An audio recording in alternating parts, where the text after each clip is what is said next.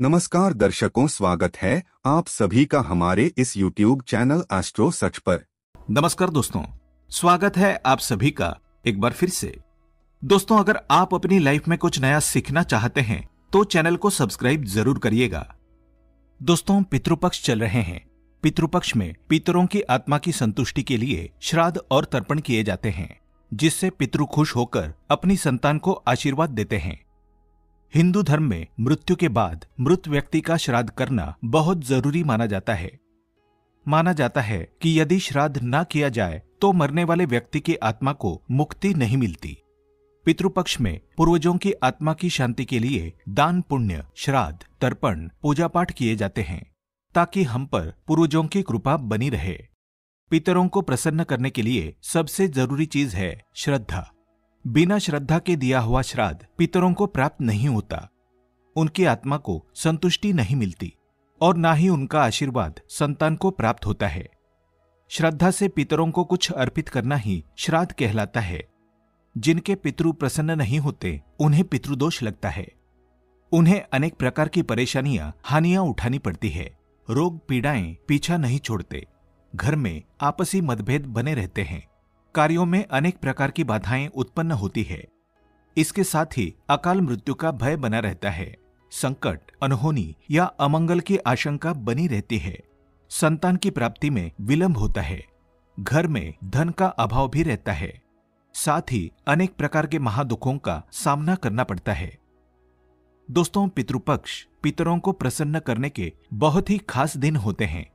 इन दिनों में आप एक छोटा सा उपाय करके भी पितरों को प्रसन्न कर सकते हैं और पितृदोष से मुक्ति पा सकते हैं।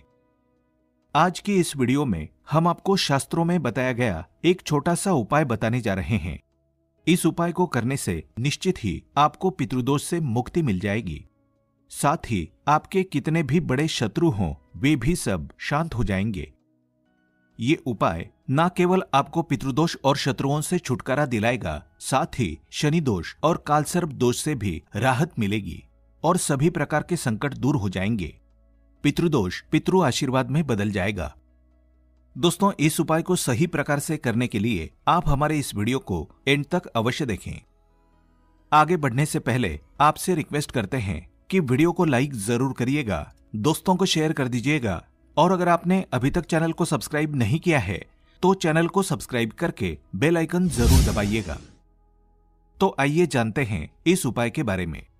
वैसे तो इस उपाय को आप पितृपक्ष में किसी भी दिन कर सकते हैं, लेकिन पितृपक्ष के शुक्रवार, शनिवार और अमावस्या के दिन इस उपाय को अवश्य ही करना चाहिए।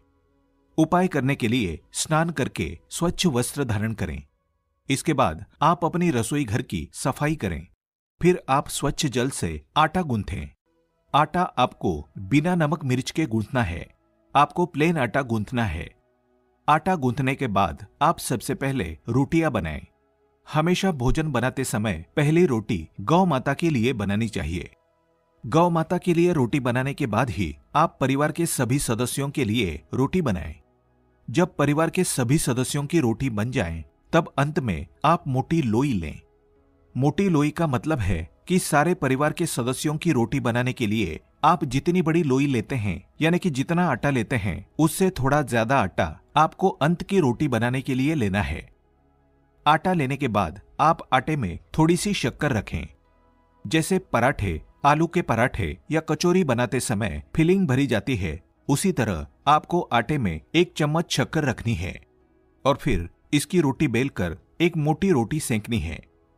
जब ये मीठी रोटी तैयार हो जाए तब आप इस रोटी को एक प्लेट में रख लें और रोटी के ऊपर आप सरसों का तेल लगा दें।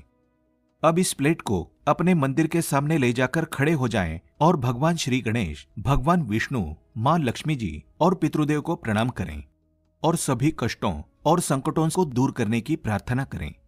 शनिदेव को प्रणाम करें और शनि दोष को दूर करने की प्रार्थना करें। पितरों से जाने अनजाने में की गई अपनी सभी गलतियों की क्षमा मांगे और पितृदोष को दूर करने की भी प्रार्थना करें। यमदेव को प्रणाम करें। यमदेव को प्रणाम करने के पश्चात आप उस रोटी को ले जाकर किसी काले रंग के कुत्ते को खिला दें। अगर काले रंग का कुत्ता ना मिले तो आप किसी भी और कुत्ते को इस रोटी को खिला सकते हैं। दोस्तों, शास्त्रों में बताया गया है कि श्राद्ध पक्ष के दौरान पितृ पशु पक्षी के माध्यम से हमारे करीब आते हैं। मान्यता है कि पितरों तक भोजन पहुंचाने के लिए चींटी, कौवे, श्वान, गाय और देव को भोजन कराया जाता है। ये भी मान्यता है कि ये पांचों पंच तत्वों के भी प्रतीक है। श्वान को जल तत्व का प्रतीक माना जाता है, चींटी को अग्नि तत्व का, कौवे को वायु तत्व का, गाय को पृथ्वी तत्व का और देवताओं को आकाश का प्रतीक माना जाता है। इसलिए पितरों का श्राद्ध करते समय इन पांचों को आहार देकर पंच तत्वों के प्रति आभार प्रकट करते हैं। पंचबलि का एक भाग श्वान को खिलाया जाता है। दोस्तों, श्वान को यमराज का पशु माना जाता है। माना जाता है कि यमराज के अपने 2 श्वान हैं, जिनका नाम श्याम और सबल है। इसलिए श्राद्ध पक्ष में श्वान को भोजन कराने से यमराज प्रसन्न हो जाते हैं। शिवपुराण में बताया गया है कि श्राद्ध पक्ष के दौरान श्वान को भोजन देते हुए कहना चाहिए कि यमराज के मार्ग का अनुसरण करने वाले श्याम और सबल नाम के 2 श्वान हैं। मैं उनके लिए ये भोजन का भाग देता हूँ, वे इस बलि को ग्रहण करें।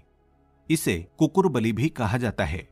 इसलिए आप भी श्वान को भोजन कराते समय ये बात अवश्य ही बोलें कि यमराज के मार्ग का अनुसरण करने वाले श्याम और सबल नाम के 2 श्वान हैं। मैं उनके लिए ये भोजन का भाग देता हूँ, वे इस बलि को ग्रहण करें। आपको ये बोलने के बाद ही श्वान को भोजन कराना है। श्वान को रोटी देने के बाद आप हाथ जोड़कर श्वान को प्रणाम करें, यमराज को प्रणाम करें और भैरव भगवान को भी प्रणाम करें। श्वान को भैरव महाराज का भी सेवक माना जाता है। श्वान को भोजन कराने से भैरव महाराज प्रसन्न होते हैं और संकटों से भक्तों की रक्षा करते हैं। जो लोग श्वान को भोजन कराते हैं उन्हें शनिदेव की भी कृपा प्राप्त होती है और शनिदोष से राहत मिलती है। शास्त्रों में बताया गया है कि पितृपक्ष के दौरान पितरों की आत्मा की शांति के लिए, पितृदोष से मुक्ति प्राप्त करने के लिए, पितरों की प्रसन्नता के लिए श्वान को मीठी रोटी खिलाएं। ऐसा करने से पितृदेव प्रसन्न होते हैं, पितरों का आशीर्वाद प्राप्त होता है और पितृदोष से मुक्ति मिलती है। श्वान को इस तरह भोजन कराने से सभी तरह के संकट दूर हो जाते हैं। दोस्तों, हो सके तो पितृपक्ष में रोजाना आपको श्वान को इस तरह भोजन अवश्य ही कराना चाहिए। श्वान का बहुत महत्व शास्त्रों में बताया गया है। माना जाता है कि श्वान आपको राजा से रंक और रंक से राजा बना सकता है। श्वान को रोटी खिलाने से दुश्मन आपसे दूर रहेंगे। श्वान को प्रतिदिन भोजन देने से जहां दुश्मनों का भय मिट जाता है, वहीं व्यक्ति निडर हो जाता है। माना जाता है कि जो व्यक्ति अपने घर में श्वान को पालते हैं, यानी कि कुत्ते को पालते हैं, कुत्ता उस घर के रोगी सदस्य की बीमारी अपने ऊपर ले लेता है। दोस्तों, श्वान को भोजन कराते समय इस बात का विशेष ध्यान रखें, हो सके तो पितृपक्ष में दोपहर के समय यानी कि दोपहर 12 बजे से 1 बजे के बीच में ही आप श्वान को भोजन कराएं, क्योंकि ये समय पितरों का समय होता है। इस समय श्वान को भोजन कराने से पितृ बहुत जल्दी प्रसन्न हो जाते हैं। इस उपाय को करते समय आपको इस बात का भी विशेष ध्यान रखना चाहिए कि आपको श्वान का कभी भी अनादर नहीं करना चाहिए। जैसे कुछ लोग होते हैं जो रास्ता चलते कुत्तों के ऊपर पत्थर फेंकते हैं, या फिर अपने घर में कुत्ते पालते तो हैं लेकिन उन्हें लात से मारते हैं। ऐसा भूलकर भी नहीं करना चाहिए। जो व्यक्ति ऐसा करता है उससे यमराज और भैरव महाराज नाराज हो जाते हैं। उम्मीद है आपको हमारी ये वीडियो पसंद आई होगी। आज के लिए बस इतना ही। दोस्तों, अगर आपको ये वीडियो पसंद आया है तो वीडियो को लाइक करिएगा, दोस्तों को शेयर जरूर करिएगा और चैनल को सब्सक्राइब करके बेल आइकन जरूर दबाइएगा, ताकि आने वाला नॉलेजेबल वीडियो आपको सबसे पहले मिले। दोस्तों, मिलते हैं अगले वीडियो में। तब तक के लिए good bye and thanks for watching my video.